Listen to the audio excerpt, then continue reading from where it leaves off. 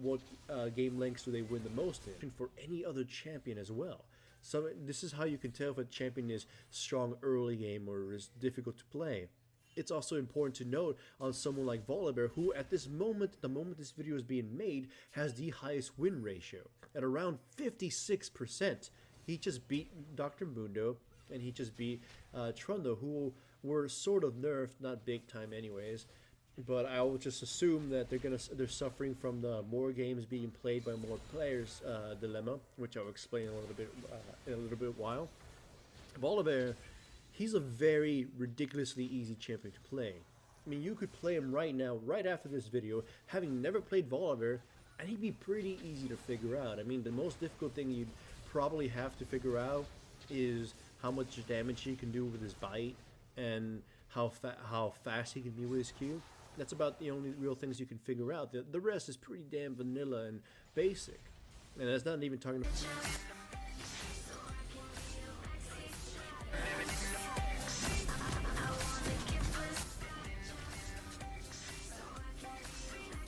No. Not today. Nope. Yes, sir. Not doing it. Okay, Billboard's top 100 year-end list. Just gonna pick one at random here. Okay.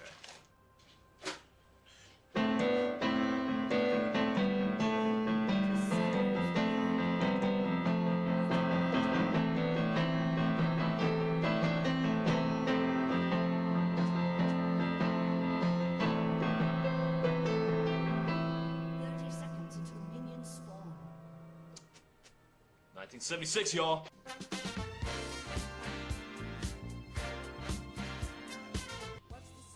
1976, a grand year. The year of America's bicentennial, and oh, how this country celebrated. With picnics and cookouts, with a renewed sense of patriotism, and most of all, with a buttload of awesome music.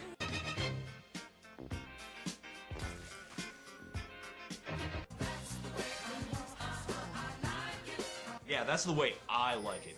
I've gone through all these lists, and 76 would probably rank up there with 1965 and 1983 as one of the best years ever for pop music. There is so much great funk, soul, classic rock, R&B, singer-songwriter ballads, hard rock, early disco, and even crossover country music that it is absolutely ridiculous. I could make a top 30 out of this list and still have to make some really painful cuts. And it's not just that there's a lot of good stuff, it's that all the good stuff is amazingly good. This is a year that brought us Dream On, Give Up the Funk, Bohemian Rhapsody, The Boys Are Back in Town, Love Roller Coaster, Evil Woman, Rock and Roll All Night. Dear God, this year rocks! Of course, when the good stuff is that good, it just makes the bad stuff look that much worse, and it's helpful to compare the worst of 76 to the other top 10s I've done in the past. Where the worst songs of 2010 were aggressively obnoxious and the worst songs of 1987 were bland and insipid, the worst songs of 1976 are kitschy and lame. And if you've got more of a stomach for 70s cheese than I do, you're not going to like my picks for this list very much. But you know what? When a year can give you Elton John and P-Funk, there's no making excuses for turds like the ones I'm about to reveal to you. So wake up, everybody. We're going to take it to the limit one more time. We're counting down! The top 10 worst hit songs of 1976.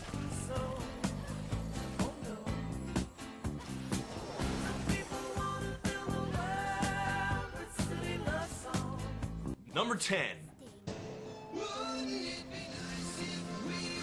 The Beach Boys were one of the greatest rock bands of the 60s. The 70s, not so much. Yeah, the post-Brian years were definitely not good to these guys. Now, their own contribution to this year was a lousy, lackluster cover of Chuck Berry's rock and roll music, and you can consider that the unofficial number 11 of this list. But the Beach Boys were able to cause bad music to happen indirectly as well, and by sheer coincidence, the bottom two songs on this list are both Beach Boys related. Now, maybe it's a little unfair to hold things like this against the guys who gave us good vibrations and God only knows, but quite frankly, someone has to take the blame for this. So, that out of the way, let me tell you about a guy named Henry Gross.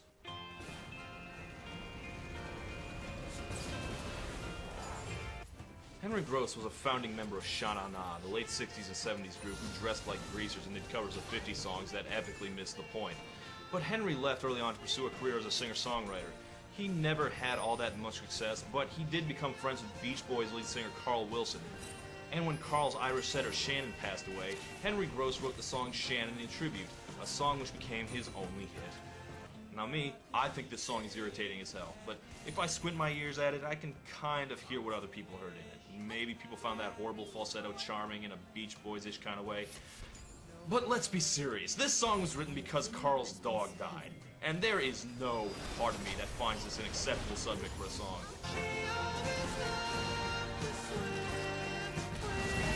Oh, boo, Henry, the doggy's dead. I'm a 12-year-old girl, apparently. No, I cannot believe this sappy-ass shit was the best thing you could think of to write a song about. Especially considering that Carl's brother Brian Wilson was going through a well-publicized depression and drug-induced mental breakdown. God, do you think they ever spoke? Hey, Henry, is Carl around? I really need to talk to him. I think Dr. Landy might be taking advantage of me. Oh God, I can't talk right now, Brian. I don't know if you heard, but Carl's dog died. And I'm just so upset. I have to go write a song about it right now. I'm sorry, I have to go. Just please I gotta go. Bye. You know, for what it's worth, I asked Casey Kasem to add more details about the song, but he didn't want to. This is last goddamn time I want somebody to use his fucking brain. I gotta talk about a fucking dog dying. Henry Gross. His one hit was about a dead dog. Apparently there are more weepy 40-something housewives in the world than I realized.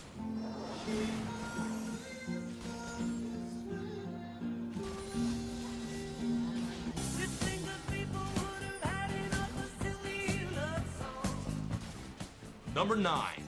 Okay, now you want to know the worst thing the Beach Boys did to the 70s? And I'll tell you. They hired a guy named Daryl as their touring keyboardist. Daryl worked with them for a while and later brought in his future wife Toni when they needed a second keyboardist. Now, with those connections, they were able to launch their own successful career as recording artists, and together, they were among the most successful and worst acts of the decade. They were the Captain. There's some things that I want you to know now. Captain and Tennille were apparently sold to record labels as a sexier, more adult version of the Carpenters, which is a little like selling Gary Coleman as a taller version of Webster. Technically true, but entirely misleading. My mama told me you better shop around. The Captain and Tennille had a couple hits this year. I picked their butchering of Smokey Robinson's Shop Around as a representative from them as a whole. As a performer, Toni Tennille always came off the same way, like your best friend's mom got on the karaoke machine after having too many daiquiris. You're just left embarrassed for everyone involved. If this were any other music group, I'd call this their worst song. With the Captain and Tennille, I'm not even sure this would make their bottom 5. I mean, they had a song called Muskrat Love, and it was literally about muskrats in love. Now, if there's one thing that makes this song in particular unbearable, it's that the original song was about playing the field and making sure you have something to compare your future mate to before you settle down. And that worked just fine for old Smokey, but be damned if I'm gonna take romantic advice from a woman who wound up with a guy that spent his entire adult life dressed like a cast member of The Love Boat. Now, if they were gonna cover any Smokey Robinson song, it should have been Tears of a Clown, because that's what he looked like.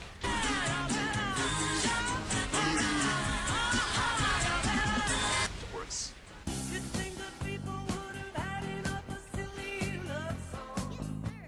Number 8.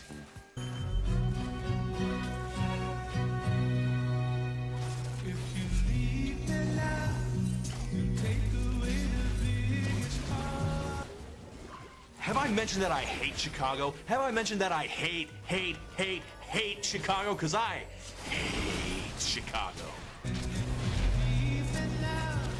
There's plenty more pillowy soft rock in 76, but I hate this one in particular. Why? As always, it comes back down to Peter Cetera. Simply put, I hate this man's voice. It resonates at just the right frequency to piss me off. It is one of the most wretched things I have ever heard, but I can't really explain why. I don't have this reaction to any other soft rocker in the universe. Phil Collins? Fine. Ryan Adams? Fine. Richard Marx? Fine. Oh, you know what? I probably would stand up for Michael Bolton before I stuck up for Peter Cetera. My mind just squeals in agony every time I have to hear his horrible dog whistle of a voice encased inside this Xanax of a song. Now, even ignoring Pete Cetera's voice, this song infuriates me. Why would you make a breakup song that sounds like a goddamn lullaby?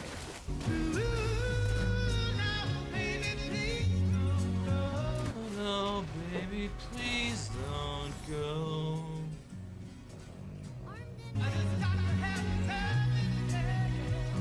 Chicago. A really bad band.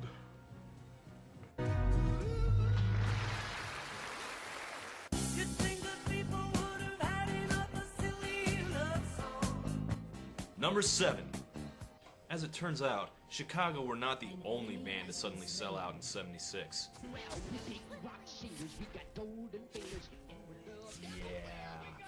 These guys. Dr. Hook and the Medicine Show were a weird kind of band. They started out making a lot of silly, semi-comedy songs, mostly written by Shel Silverstein. Yeah, that Shel Silverstein. Then, round about this time, they reinvented themselves and became a smooth AM rock group. Now, I'm not really a fan of either version, but they do have my respect. They were loose and funny, and they didn't take themselves all that seriously. But then again, maybe if they had taken themselves more seriously, they would have tried a little harder than this. She was only 16, but I loved her so. Only 16, I've discovered to my great surprise, is a cover of an old Sam Cooke song. Now, I checked out the original, and it's actually pretty good. But that's mostly because Sam Cooke was a god and he could do whatever he wanted. Despite that, it's really not one of Sam's better compositions. It starts out as your standard jailbait freakout, and y'all, oh, she's too young, oh no. And then you get to the punchline. Why did I give my heart so fast? It never will happen again. But I was a mere child of 16. I've aged a year since then. Get it? She's only 16. And that's way too young because he's 17. Yuck, yuck, yuck. She was too young to fall in love. Of course, you never guessed there was even supposed to be a punchline listening to this twinkling porfest. Whose idea was it to play this straight? God, you'd think they'd never heard a joke at all listening to this, and that's just not true. All their previous songs were all about having a sense of humor. You make my pants wanna get up and dance. You make my face wanna grin. Okay, it was a stupid sense of humor, but it was there. How'd they wind up performing this with all the solemnity of Grandma's funeral? And I was too young to know.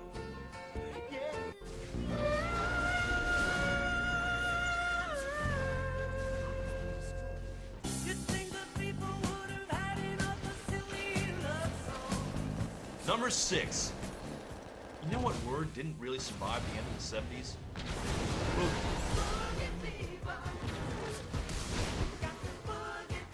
Yeah, the 70s were all about boogieing. I'm your boogeyman, so put on your boogie shoes and boogie oogie oogie in a boogie wonderland. Yes, it was a whole decade of boogieing. And if there was ever a song that didn't earn the right to use the word, it was this one. And that's not good, because boogie is just about the only word in the song. The Silver Convention were a German band who had their only 2 hits that year, this song and Fly Robin Fly. Together, the 2 singles used a combined 12 words, 6%. Despite this, Fly Robin Fly actually does come across like an actual song and not an unfinished demo, which is not something I can say about Get Up and Boogie. Now forgive the redundancy, but a good dance song should make you want to dance. And boy, oh boy, does this song make me want to find a comfortable spot against the wall. Get up and boogie. No. Get up and boogie. No! Is that all you got? I've never felt less like boogieing. You can't kind of suggest people dance, you have to make them dance. This is how you do it. See, that's not a request, that's a command. Meanwhile, these losers don't even look like they're trying.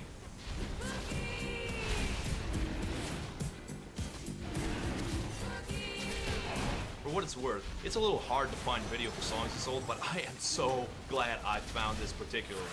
I don't know what show this is, but it's like the anti-TRL. These people are so bored.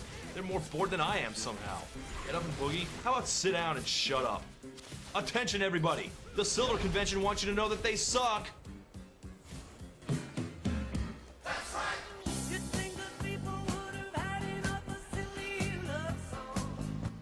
Number 5. The Billboard charts have always been shaped by the fact that they cover what's popular in America, and America is a big, big place. Now, for something to hit number 1 in this country, it's got to have a very widespread appeal. Now, compare this to a smaller country like Britain, where weird novelty hits get to number 1 all the time. Among the things that have topped the UK charts are Do the Bartman, something called the Ketchup Song, and my personal favorite, Amazing Grace, played on the bagpipes. Now in the US, we don't have to deal with the onslaught of Jod Bunnies or Crazy Frogs or whatever. Except in '76, where 2 ridiculously bad novelty hits made it all the way to number 1. And we'll be dealing with them both, one now and one later. And the one we're going to deal with first is so indelibly associated with the worst music of the '70s that I'm almost obligated to put it on here. And to be fair, it's not like I disagree. What 2 words sent shivers up a music lover's spine more than Disco Duck?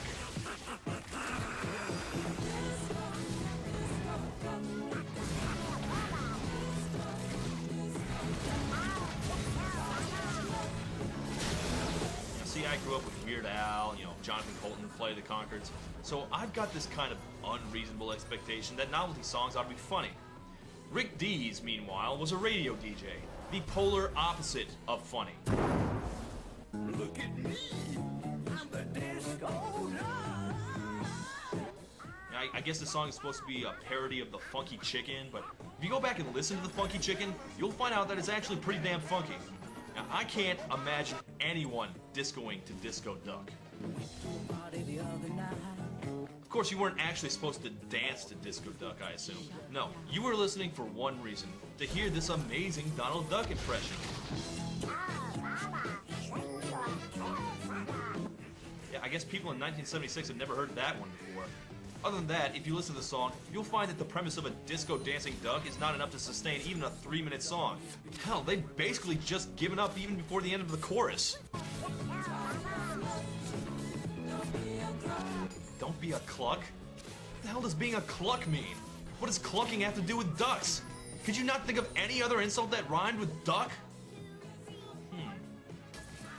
No, I guess I can't either.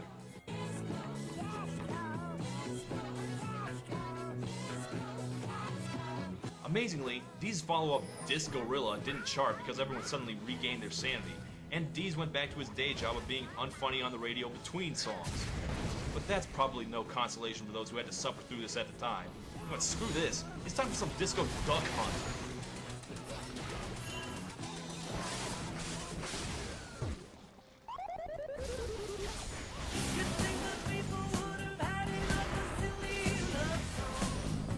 Number 4.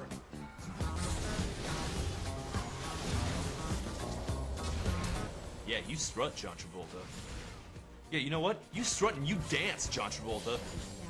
Yeah, you strut, you dance, and you sing, John Travolta. Yeah, I never really thought about it, but John Travolta's movies have had a huge effect on popular music. His movies have had some of the best-selling soundtracks of all time. Saturday Night Fever, Grease, Urban Cowboy, Pulp Fiction. Might as well throw in Hairspray in there. Hell, even the Welcome Back Kotter theme was the #1 hit that year. So with all that in mind, I guess it's not that surprising to me that John Travolta had a singing career. It's also not surprising to me that it sucked so hard. The '70s were littered with terrible teen idols. Osmond, Garrett, Cassidy. But Travolta may have been the worst of them by virtue of one simple fact. Unlike all the other simpering pretty boys of the era, John Travolta just flat out couldn't sing.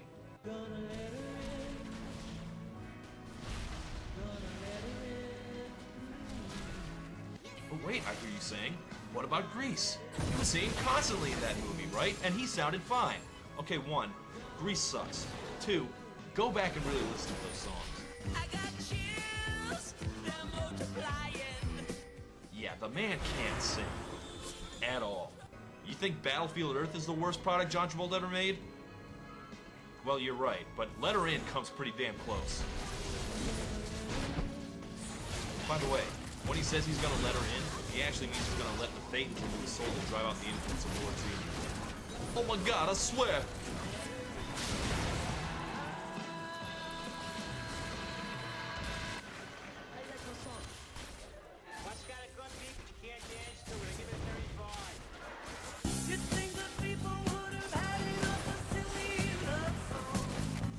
Number 3.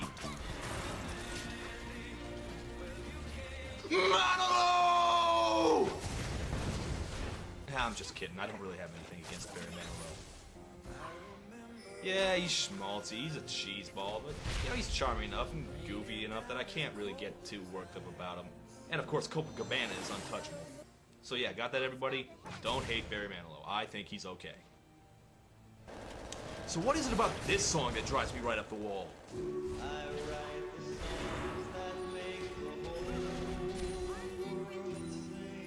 Okay, if there's one attitude that Barry Manilow doesn't wear very well, it's complete arrogance.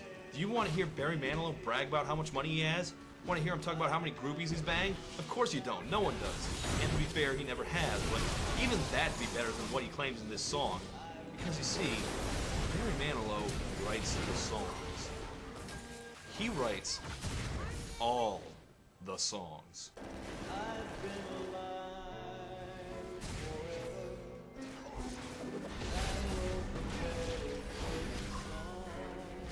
Yes, he wrote the first song and the last song. He writes the songs that make the whole world sing. He writes the songs that make the young girls cry.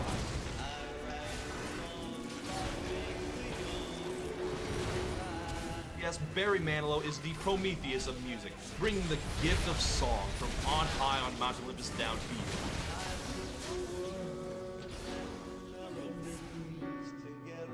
He is responsible for all music ever written. Back in Black, Beethoven's Fifth, Scooby-Doo theme, no need to thank him personally, folks. He feels your appreciation in every note you sing. Gag me. I have this feeling that a lot of people are going to think I'm on this amazing ego trip singing I Write the Song. The sad thing is that Barry actually seemed aware of the problems with the song, saying, quote, "The problem with the song was that if you didn't listen carefully to the lyric, you would think that the singer was singing about himself. It could be misinterpreted as a monumental ego trip."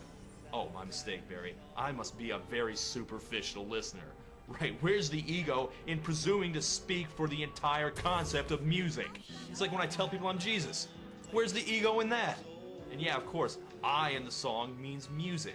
I am music, and I write the song. Music writes the songs. That makes perfect sense. Of course, it's one of the great ironies of pop music that Barry Manilow did not write I Write the Songs. And to be fair, he was always quick to give credit to the actual writer, although he may just have been trying to defer blame. No, the actual writer of the song was Bruce Johnston of the Beach Boys? Oh, come on! What the hell, Beach Boys? Where's the quality control? Oh my god, and this was originally recorded by the Captain and Tennille? Oh my god, the layers of suck on this song are unbearable! No. I am not going to sit here and be bragged at by Barry Manilow and the guy who was, at best, the 5th best songwriter of the Beach Boys. You guys write the songs that make the whole world bomb.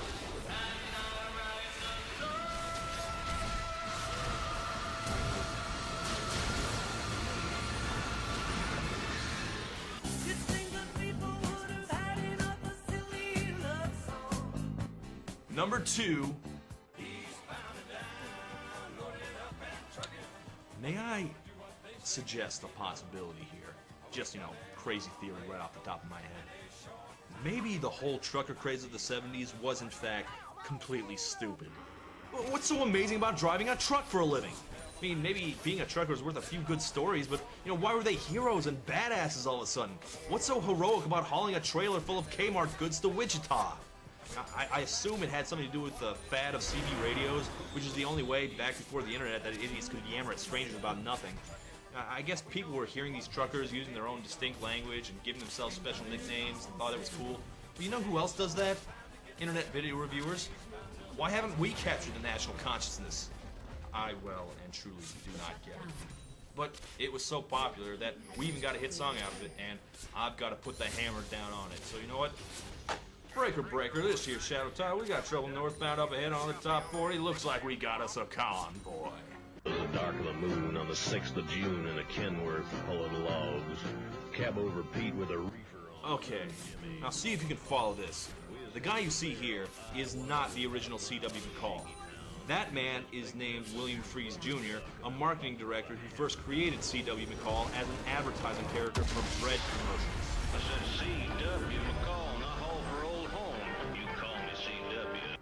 And for reasons I cannot figure out, he then became C.W. McCall and started releasing